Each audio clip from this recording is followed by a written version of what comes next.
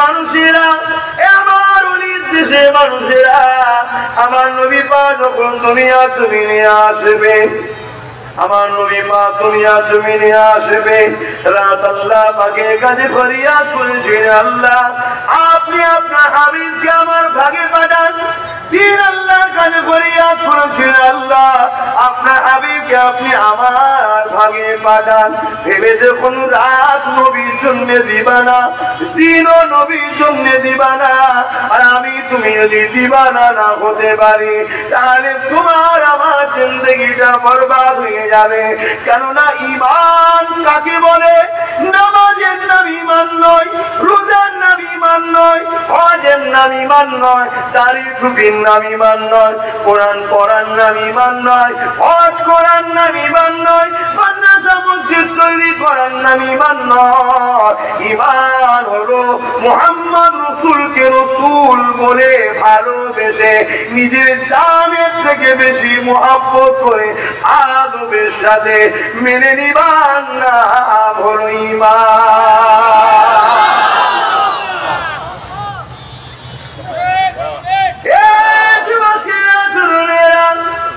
ঈমান যদি না থাকে নামাজ পড়েও কাজ হবে না, ঈমান যদি না থাকে রোজা রেখেও কাজ হবে না, ঈমান যদি না থাকে হজ করেও কোনো কাজ হবে না। যদি কেউ ঈমান না থাকে আর যদি আমল করে কাবার চাতানে সেজদায় পড়ে মারা যায়, তথাপি আল্লাহ তাকে নেবে না।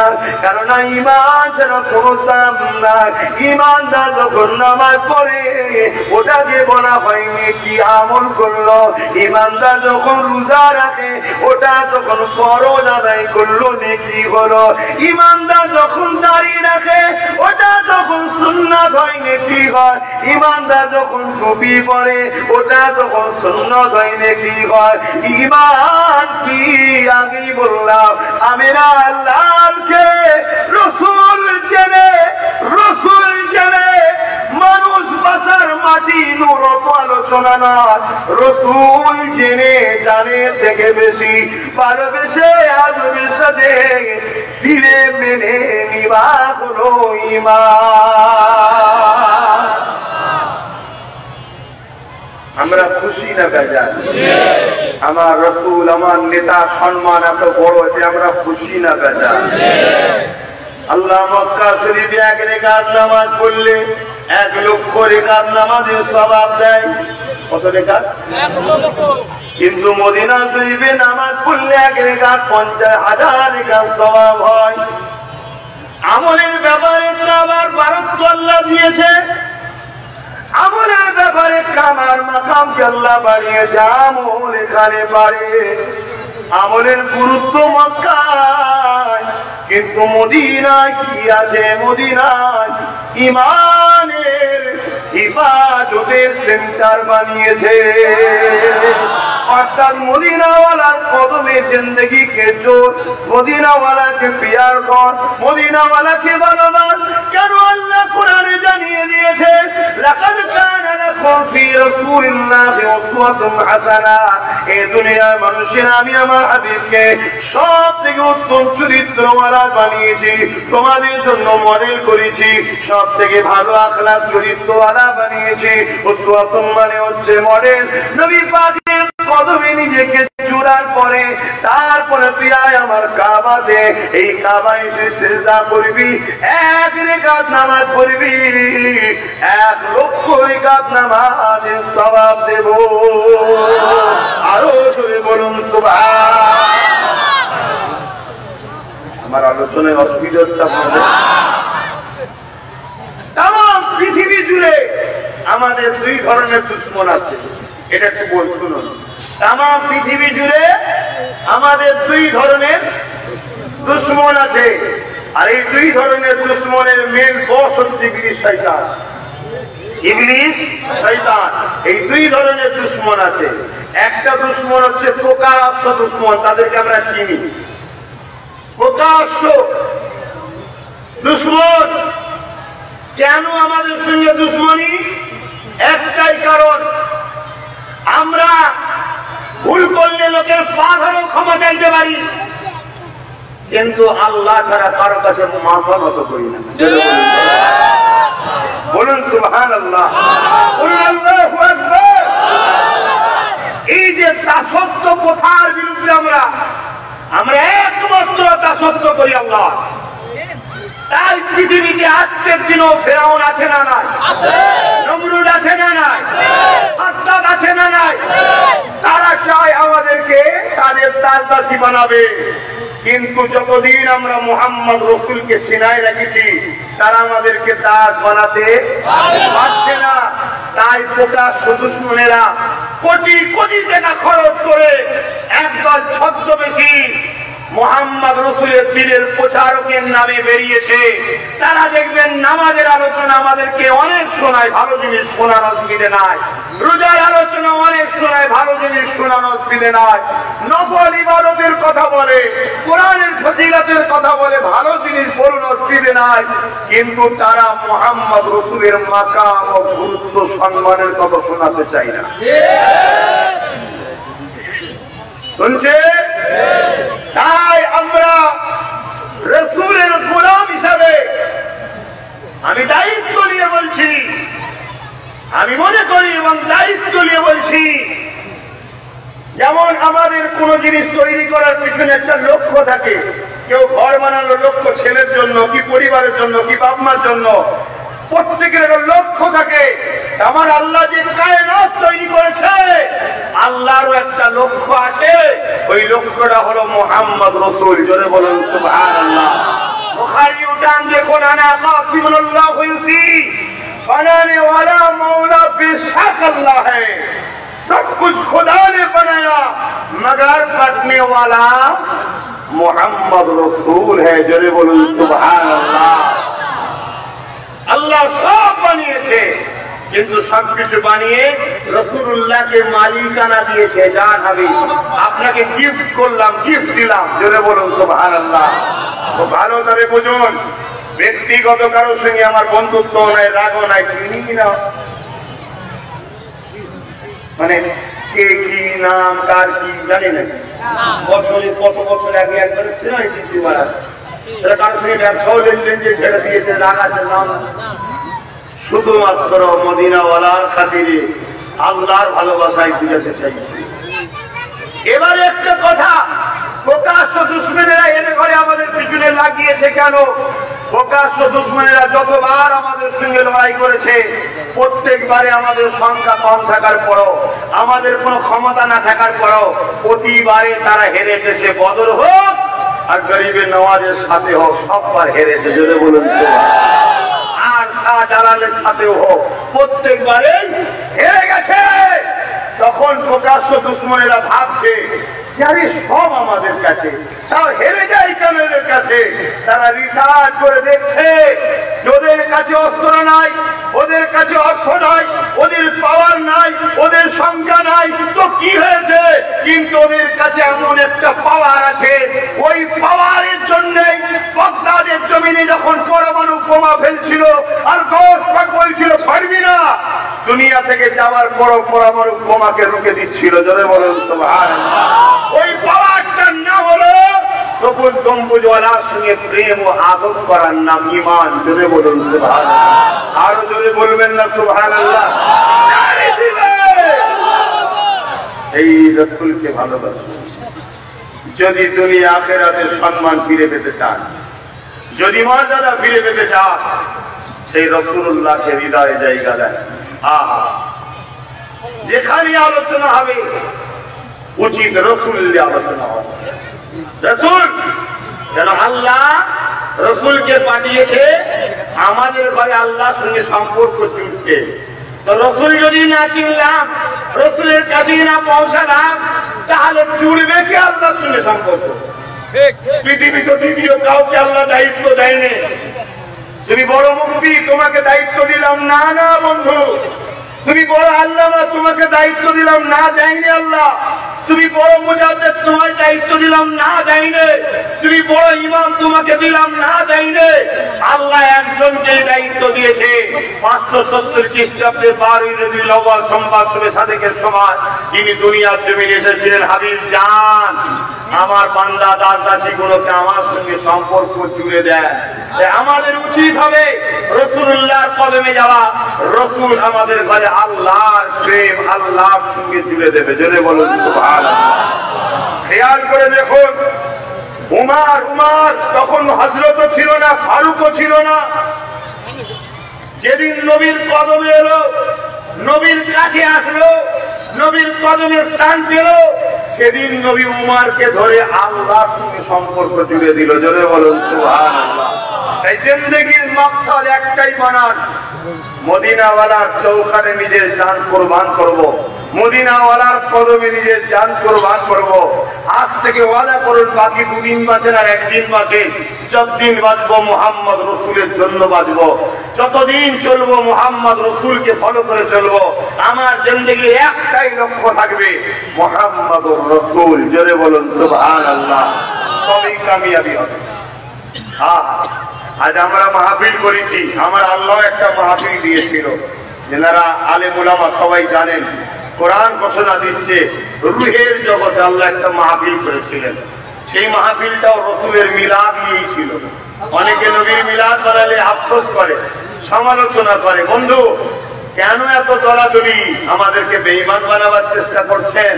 হ্যাঁ, যাতে করে আমরা মুশরিকদের কাছে, জালিমদের কাছে হেরে যাই। অত সহজ নয়।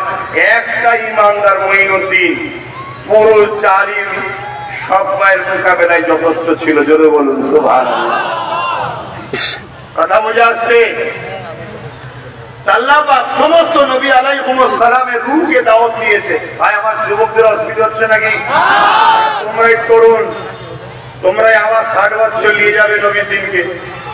আমার বাপেরা এত বছর ধরে টেনে নিয়ে যাচ্ছে, আমার মুরব্বী বাপেরা এত বছর ধরে টেনে টেনে নিয়ে যাচ্ছে। এবার তোমাদের পালা আসছে, বাপেদের হাত থেকে ঝান্ডাটা নিতে হবে ইসলামের, নিয়ে আবার 70 বছর টেনে নিয়ে যেতে হবে। যখন আপনারা এরকম মুরব্বী হবে, আবার আপনাদের ঝান্ডাটা আপনাদের ছেলেদের তুলে দিতে বাবা নিয়েছ। কারণ নবী তো 3টে জিনিস দিয়ে গেছে, তাই তো নাকি গো? দুটো, 3টে, কিতাবুল্লাহ, সুন্নাতে রাসূলি ও আহলে বাইতি। 3টে, দুটো নয়, 3টে। দুটো ধরেছে, একটা বিরোধী করেছে, ও নাজাত নাই, ওতে এজিদ হয়ে যাবে। আহলে বায়াতের বিরোধী ছিল। কথা বুঝছেন? 3টে ধরতে হবে, কিতাবুল্লাহ ও সুন্নাতে রাসূলি ও আহলে বাইতি। 3টে খুব ভালো করে বুঝুন বাবা, আমার ভাই, আমার মা বোনেরা ভালো করে শোনেন তো। ভাইয়ের আমার, আমি কি কথা বলছিলাম? নবী আলাইহিমুস সালামদের ঘরে আল্লাহ তেনাদের রূহের ঘরে দাওয়াত দিয়েছে। রূহের জগতে আল্লাহ পাক কুদরতি ভাবে মেম্বার করেছে। কেমন মেম্বার আল্লাহ ভালো জানে। কুদরতি ভাবে সেই মেম্বারে উঠেছে, কিভাবে উঠেছে আল্লাহ ভালো জানে। তবে আল্লাহর উঠা, আল্লাহর বলা, আল্লাহর চলা, আল্লাহর দেখা, আল্লাহর ধরা সব কুদরতি। কেমন জানি না, আল্লাহু আ'লাম, আল্লাহ ভালো জানে। তো ভাইরা আমার, সেখানে আল্লাহর পাক নবী আলাইহিমুস সালামদের সামনে ওয়াজ করছেন, খেতাব করছেন, আলোচনা করছেন। কি বিষয়? কি? মুহাম্মদ রাসূল। জোরে বলুন সুবহানাল্লাহ। আল্লাহ ওয়াজ করছেন, মুহাম্মদ রাসূল হলো বিষয়। তাহলে আমরাও যদি ওয়াজ করি, বিষয় কি থাকবে? মুহাম্মদ রাসূল সাল্লাল্লাহু আলাইহি ওয়াসাল্লাম। আল্লাহ আলোচনা করতে লাগলেন, হে আমার নবী আলাইহিস সালামের রূহরা, আমি আপনাদের ঘরে কিতাব দেবো, হিকমত দেবো, দুনিয়া জমিনে আপনাদের ঘরে পাঠাবো। আপনারা বড় সম্মানিত হবে, বড় শ্রোতা হবে। কিন্তু আপনাদের কাছে একটা অঙ্গীকার নেব।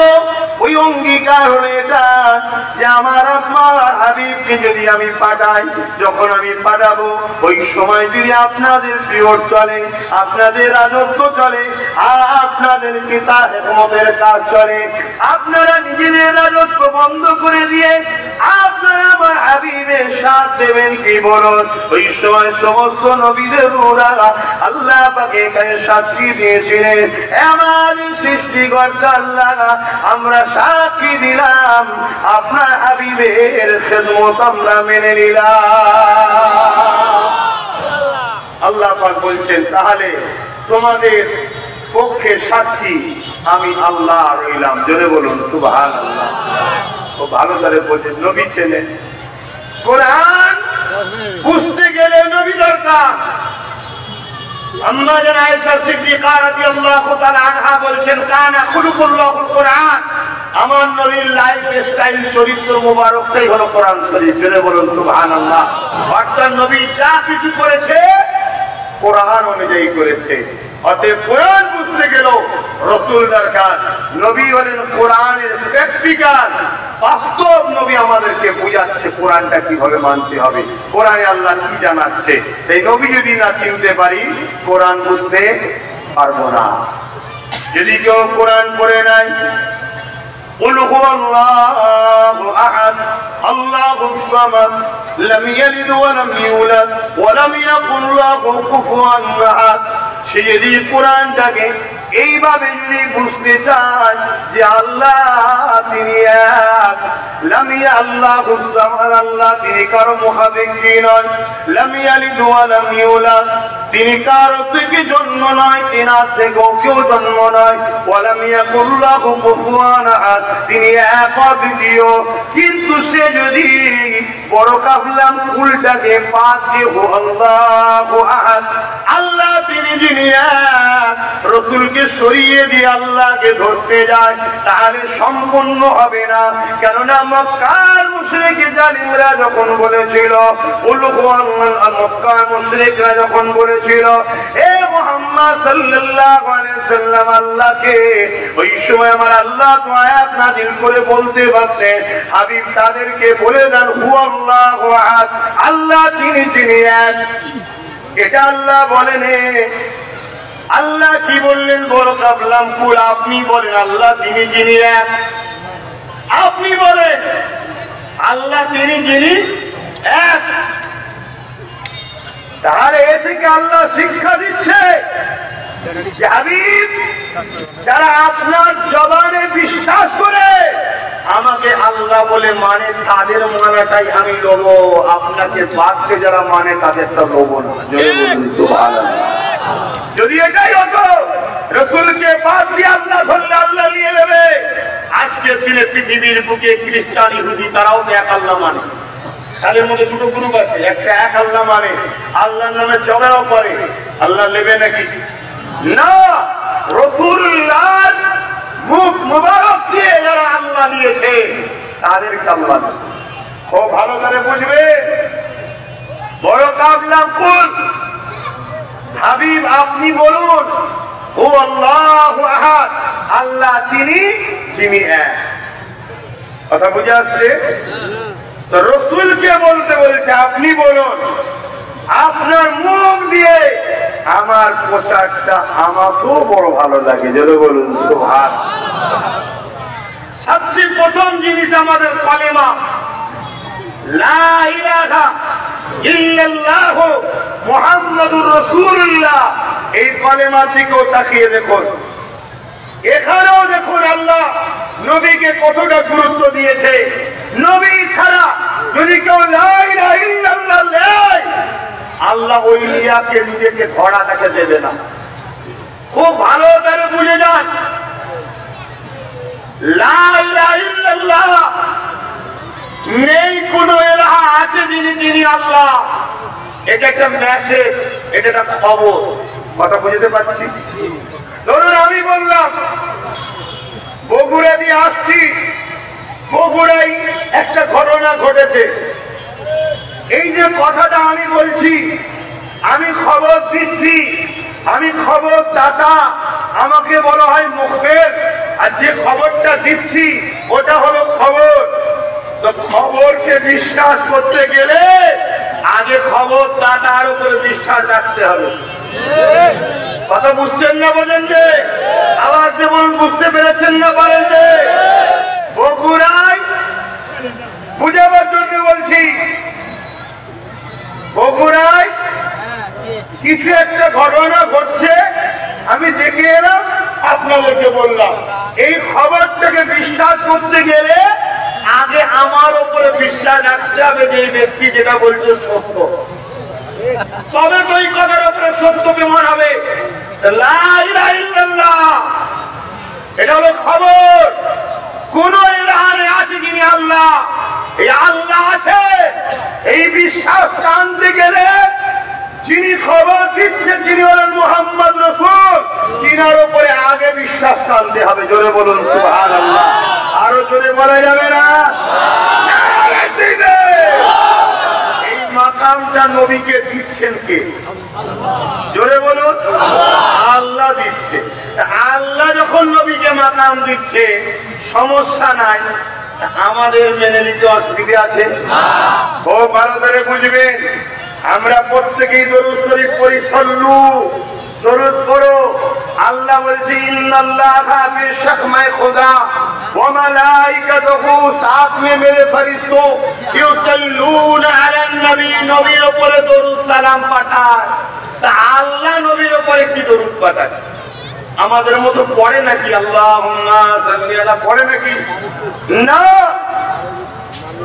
এই আয়াতের তাফসীরে মুফাসসিরিনরা মুহাদ্দিসিন হযরতরা তিনারা ব্যাখ্যা দিচ্ছেন, লিখছেন, বলছেন আল্লাহ দরুদ পাঠায় মানে মোবাইলে দেখবেন আপডেট সিস্টেম দেয়। দেখেছেন না? দেখেন ইয়ং ছেলেরা তো ভালো বুঝবে। কেন আপডেট দিলে মোবাইলটা পুরো নতুন হবে, ফ্রি হবে, নতুন নতুন অপশনও কোম্পানি দেবে।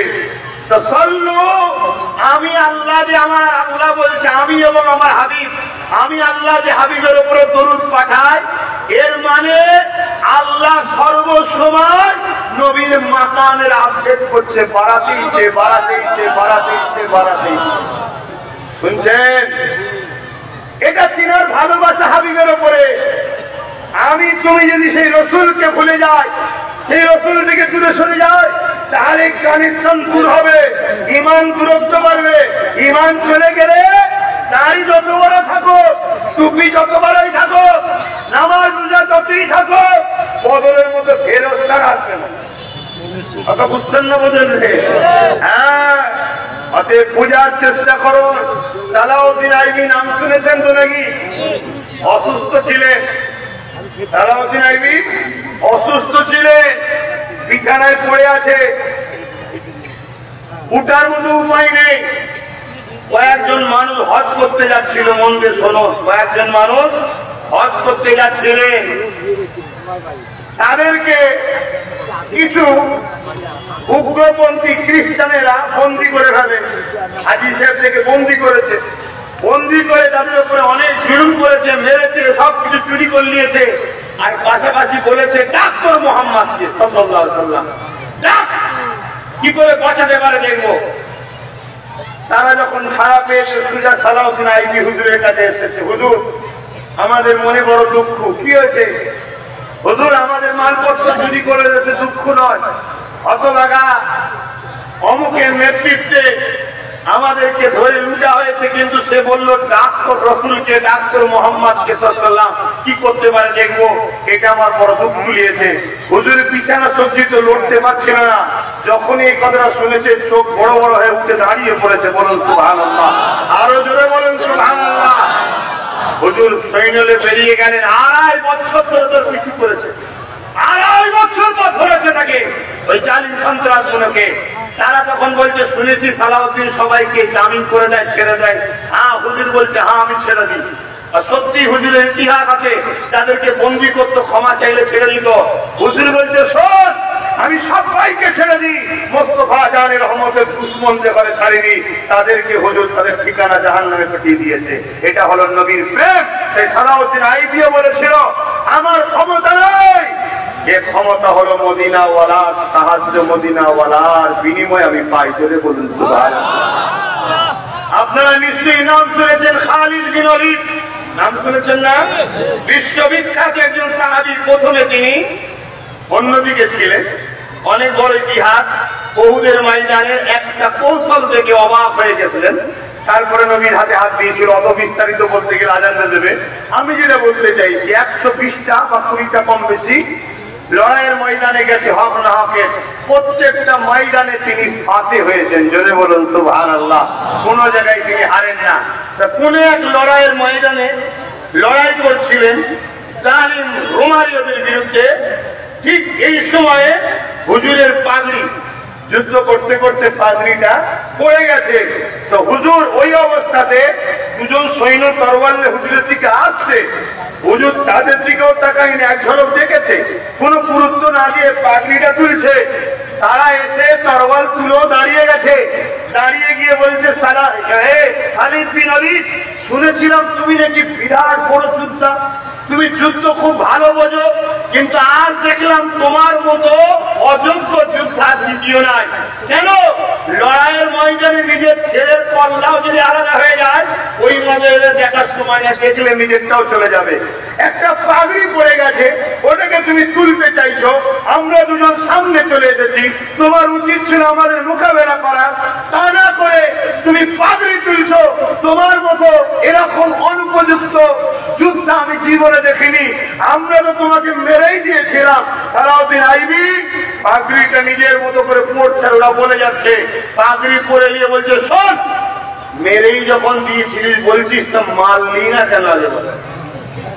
মারলি না কেন? শোন, মারতে কেন পাইছি সেটা শোন। 120টা লড়াইয়ের ময়দানে নেমেছি, 120টাতে জিতেছি। এটা সাহাবার, এটা হলো খালিদ বিন ওয়ালিদের কৃতিত্ব নয়। এই কৃতিত্বটা হলো এই পাগড়ির মধ্যে থাকা একটা নিয়ামত। কি? ওইটা পাগড়ি দেখছিস, কিন্তু ওর মধ্যে আমার রাসূলুল্লাহ চুল মোবারক আছে। জোরে বলুন সুবহানাল্লাহ। তারপর কোথায় আমি জিতি? একজন সাহাবী বলছে, এটা সাহাবী বলছে, ভাইরা আমার, আমরা সেই বরকত থেকে দূরে সরে গেছি, আমরা সেই বরকত থেকে অনেক দূরে সরে গেছি। শোনেন, নামাজ পড়তেই হবে, আমি এর কোনো ভাবে মাপ নাই। বিছানায় শুয়ে আছি, ইশারা ইশারাও করতে হবে, কিন্তু মনে রাখবেন, নামাজে যদি খুঁত হয় কিছু, আল্লাহ গফুর ও গফফার, তিনি মাফ করে অ্যাকসেপ্ট করে নেবেন, কথা দিয়েছে। জোরে বলুন সুবহানাল্লাহ। কিন্তু আমিন আল্লাহর প্রেম দেবে। সর্ষে দানা পরিমাণ যদি ত্রুটি বিচ্ছেদ থাকে, তার নাজাত নাই। শুনছেন না? শোনেন না? তাহাজ্জুদের নামাজ পড়ে রাসূলুল্লাহকে মরা জানে, নাজাত নাই। বুঝছেন না? বোঝেন না? প্রতি বছর হজ করে রাসূল পাককে আমাদের মতো মানুষ মনে করে, তার নাজাত জোরে বলুন না। কেন? রাসূল চিনতে পারে না। শুনছেন না? শোনেন না? আর এক ওয়াক্ত যদি নামাজ কাজা হয়ে যায়, ওকে কেউ জাহান্নামী বলতে পারবে? কাফের বলতে পারবে? কোনদিন ক্ষমতা নেই কারো বলার। কেন? আল্লাহ বলেছেন নামাজ আমার জন্য, আর আমি আল্লাহ, আমার কাছে কেউ যদি ভুল করে ক্ষমা চাইলে মাফ করে দেবো, কিন্তু আমার ভালোবাসাকে আঘাত দিলে মাফ নাই। ওটা তো আপনাদের ক্ষেত্রেও হয়, করেন না? করেন না? আপনাকে কেউ গাল দিলে চুপ করে শুনে চলে আসেন, আর যদি মাকে দেয়, হেরে যাই, তাও বলো চেষ্টা করবো। কি? কেন? না, আমি তাকে ভালোবাসি। ভালোবাসার উপর আঘাত দিলে নিজের উপর আঘাত দেওয়ার থেকে বেশি কষ্ট হয়। আল্লাহ বলছেন আমি ভালোবাসি কাকে? রাসূলকে। অবাক হয়ে যাবেন, নবী পাক একদিন সাহাবাদেরকে দাওয়াত দিয়েছে। কোরআন বলছে সাহাবাদেরকে দাওয়াত দিয়েছে হুজুর নিজের ঘরে। সেখানে শ্বশুরও রয়েছে আবু বকর সিদ্দিক, যার বংশের খুনের সন্তান আমরা। আমরা নবীর বংশের ছেলে, সিদ্দিক আকবরের খুন। খুব ভালো করে বুঝবেন, নবীর বংশের ছেলে আর সিদ্দিক আকবরের খুন। কথা বুঝে আসছে? আমার রাসূল পাক দাওয়াত দিয়েছে, মাওলা আলী শেরে খোদাও আছে, ওমর ফারুক আছে, উসমান গনি আছে, সিদ্দিক আকবর আছে, আরো সাহাবারা আছে। খাওয়া দাওয়ার পর সাহাবারা বসে একটু কথা বলেছে। আল্লাহ পাক জিবরাইলকে পাঠিয়ে দিয়েছে, যাও যে বড় সবাইকে আমার হাবিবের ঘর থেকে বেরিয়ে যেতে। কেন? আমার হাবিব বড় লজ্জা করে, কাউকে বলতে পারে না, কিন্তু আমি আল্লাহ জানি দুপুরে খাবার পরে একটু কাইলুলা করতে হয়। আমার হাবিব একটু কাইলুলা করবে, গড়াগড়ি করবে। জোরে বলুন সুবহানাল্লাহ।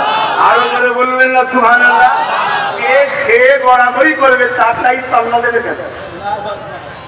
কত আপন আল্লাহর কাছে, সেই আপনকে ভালোবাসুন, আল্লাহ আপনাকে ভালোবাসবে। সম্বন্ধে কোরআনে আল্লাহ বলেছে, ওয়াকাবলাম কুল ইন কুনতুম তুহিব্বুনাল্লাহ ফাত্তাবিউনি ইউহিব্বুকুমুল্লাহ। আল্লাহ কোরআনে বলেছে না বলেন? ওয়াকাবলাম কুল, হাবিব আপনি বলুন, আপনি বলুন, আপনি বলুন। আল্লাহ তো নিজে বলতে পারতো, ইন কুনতুম তুহিব্বুনাল্লাহ, এই যারা আমাকে ভালোবাসিস, ফাত্তাবিউনি, আগে হাবিবকে মান। এটা আল্লাহ বলেন। হাবিব আপনি বলুন, যারা আমাকে ভালোবাসে এরা সত্যবাদী যদি হয় তাহলে এদের কাজ হলো কি পরীক্ষা দিতে হবে। কি পরীক্ষা? ফাত্তাবিউনি, আগে আপনাকে ইত্তেবা করে, আপনাকে অনুসরণ করে, আপনাকে ফলো করে। কিন্তু আমি জিজ্ঞাসা করতে চাই, ভালোবাসা না থাকলে ইত্তেবা করা যায়? ভালোবাসা না থাকলে অনুসরণ করা যায়? এখানে হাজারো লোক চতুর্দিকে হয়তো থাকতে পারে যাদেরকে 100 বার ডাকলেও আসবে না। আপনারা বসে আছেন কেন?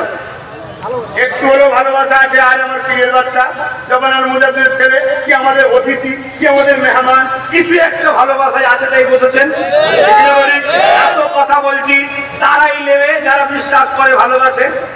ফাত্তাবিউনি কি अंदाज प्यार छुपा हुआ है, फत्ताबिउनी की अंदाज प्यार छुपा हुआ है, यानी मोहब्बत तो करना है, प्यार इत्तेबा तो करना है, मोहब्बत के साथ करना है, फॉलो तो करना है, मोहब्बत के साथ करना है। অর্থাৎ নবীকে ইত্তেবা করো, ভালোবাসার সাথে করো, মোহাব্বতের সাথে করো। যারা নবীকে ভালোবেসে আগে মেনে নেবে, আল্লাহ বলছে আমি ঘোষণা দিচ্ছি তাদেরকে ভালোবাসবো। জোরে বলুন আল্লাহর সাথে বান্দার প্রেম বান্দার পক্ষ থেকে আগে হয় না। শুনে রেখে দেন আজকে কথা, এ কথা আজকে শোনে।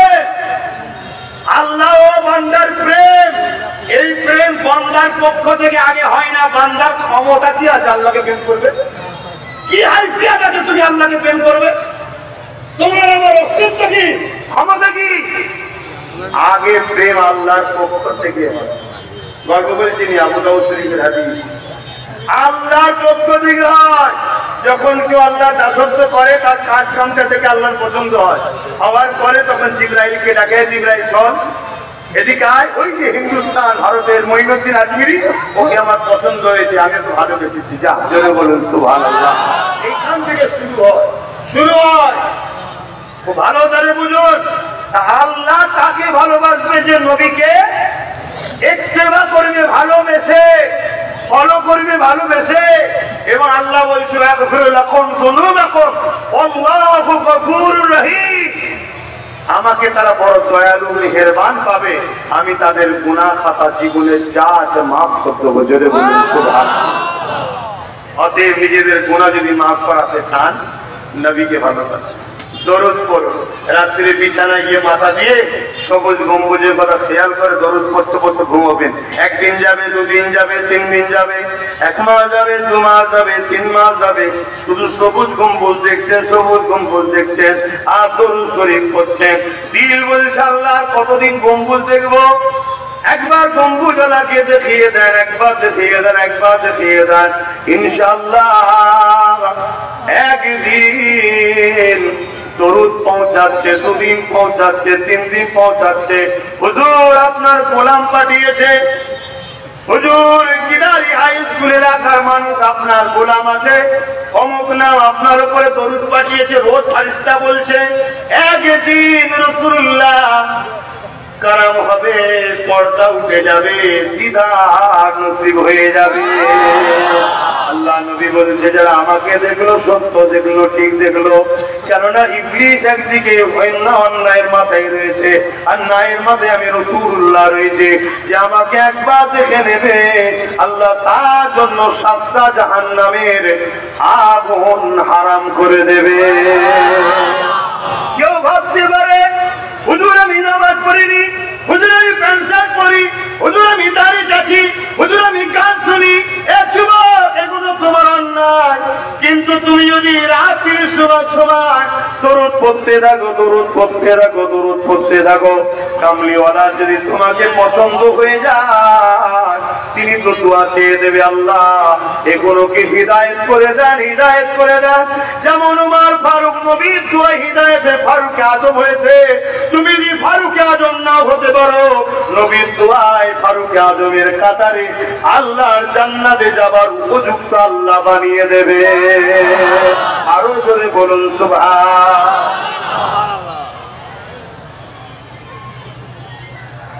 সময় কম বলে বড্ড তাড়াহুড়ো করে সব বলে ফেললাম, বুঝতে পারছেন কি জানি না, কেন সময়টা কম, ওই জন্য একটু তাড়াহুড়ো করে সব বলে ফেললাম। কিছু বুঝতে পারলেন তো? একটাই জিনিস বুঝে যান, একটাই জিনিস বুঝে যান, জিন্দেগির লক্ষ্য একটাই, রসুলের কদমে নিজেকে কুরবান করবো, বাস। এই একটা জিনিস বুঝে যান, আমিন আল্লাহ মোহাম্মদ রসুল আপনাকে আল্লাহর কাছে পৌঁছে দেবে, অর্থাৎ দিনার দিদার জান্নাতে হবে, সেই জায়গায় যাওয়ার পর্যন্ত ব্যবস্থা করে দেবে। জোরে বলুন সুবহানাল্লাহ। সবচেয়ে বড় কথা, আপনার দেশে কোন সম্মানীয় মানুষের কাছে দেখা করতে গেলে তার আগে ট্রেনিং দেওয়া হয় না? কিভাবে যাবে, কিভাবে হাতে দাঁড়াবি, কিভাবে কথা বলবি, ঠিক যাবে ঠিক। আল্লাহ যখন দেখবে বা জান্নাতে যাবেন, তার ট্রেনিংটা নিতে হবে। তার ট্রেনিংটা কার কাছ থেকে নেবেন? আমার থেকে। আমি বুঝি, তুমি আল্লাহ দেখেছি, হ্যাঁ, তার ট্রেনিং একজনই দেয়, তিনি হলেন মুহাম্মদ রসুল। জোরে বলুন সুবহানাল্লাহ। আমরা আপনাদের ঘরে ছোট ধরে উলামা হযরতরা, মুফতি সাহেবরা, শাইখ সাহেবরা, ইমাম সাহেবরা, পীর সাহেবরা, পীর শুনলে লোক চমকে যায়। আরে পীর শুনে চমকাবার কিছু নয়, পৃথিবীর মানুষ ইসলাম পেয়েছ পীরেদের ওসিলায়, শুনে রেখে দাও। পীর শব্দটা ফার্সি পদ, এদেশে ফার্সি ভাষা চলত। 700 বছর ফার্সিতে কাগজপত্র ছিল। শোনো, পীর কথাটার বাংলা হলো পথ প্রদর্শক, ইংলিশে গাইডম্যান, আরবিতে মুর্শিদ, ওলিয়া মুর্শিদা, মুর্শিদ। কথা বুঝে আসছে? অর্থাৎ যে তোমাকে আল্লাহ রসুলের রাস্তা দেখায় তাকে বলা হয় পীর, তাকে বলা হয় মুর্শিদ। তো যাক, এদিকে সংক্ষেপ করতে চাইছি। আমি একটা ছোট্ট আবদার রাখবো। আমি আসলাম, এটা আপনারা খুশি হলেন না বেজার হলেন? কিছু কথা বললাম, বেজার হয়ে গেলেন নাকি? কেন এই যে একবার দেখা, বেঁচে থাকবো কি জানি না, পরের বছর আসতে পারবো কি জানি না, আবার কি রোগ দেবে, লকডাউন হয়ে যাবে কি তাও জানি না। তারা বুঝছেন না, বোঝেন না কেন? সব যারা ঘরে ঢুকে দৌড়াতে বসছিল, এখন জানি না কি হবে। কিন্তু এই যে আসা যাওয়া, আপনাকে রাসূলুল্লাহ সঙ্গে জোড়ার চেষ্টা করেছি। আমার যুবকরা, ভাইরা, বাবেরা, মায়েরা, আমার কথায় কি কষ্ট পেলেন? কষ্ট পেয়েছেন? তারা আমাকে সন্তান ও ভাইয়ের মতো মেনে নিতে পারলেন? একটু হাত তুলে দেখান। মারহাবা, মারহাবা, নারে তাকবীর, নারে তাকবীর, নারে তাকবীর। হাত তুলে রাখবেন, হাত তুলে রাখবেন। আল্লাহ কবুল করে বলুন আল্লাহুম্মা আমিন। আল্লাহ কবুল করে বলুন আল্লাহুম্মা আমিন। মনে রাখবেন, হাত নামান। অনেকে অনেক কিছু বলবে, অনেকে অনেক, কেউ আল্লাহ মানে না, কেউ রসুল মানে না, কেউ ওলি মানে না, অনেক রকম দল আছে, থাকবে। ওসব কথা ছাড়ো, নিজেকে রাসূলুল্লাহর সঙ্গে জুড়বে, এটাই মাথায় রাখবে। যেখানে নবীর আলোচনা আছে সেখানে যাবে, যেখানে নেই যেও না। শুনে রেখে দিচ্ছ, যেও না। 7 কোটি বছর ইংরেজ নামাজ পড়েছে, তা জান্নাতে যাবে তো? কেন যাবে না? আদমকে সেজদা করেনি বলে, আল্লাহর কথা অমান্য করেছে বলে? আমরা তো ডেইলি কত আল্লাহর কথা অমান্য করছি। আল্লাহ বলেছেন এই খাবের বেরিটা না, এর পিছনে মুহাম্মদ রাসূল আছে, ও আলোচনা করার সময় নেই। এখন আমি যেটা বলতে চাইছি, ভালোবাসার দাবি এটা, দোয়া হবে এখন। একটা দেখি মুসাফিরের দোয়া কবুল হয়, এবং একটু হলেও ভাই একটা ভালো বংশে জন্ম দিয়েছে, নবীর বংশে, ঠিক না? একটু দোয়া চাই, বিশ্বাস আছে?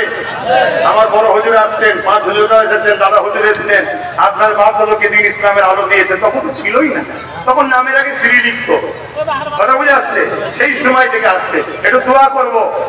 এখানে যতজন বসে আছে প্রত্যেকের মাই মুরব্বী কবরে গেছে না, যাই না, কিছু না কিছু হারিয়েছেন। তো তারা মুখের দিকে তাকিয়ে আছে, ফুলফুলের হযরতে আজকে একটু দোয়া চাই, আমরা একটু হাত তুলবো।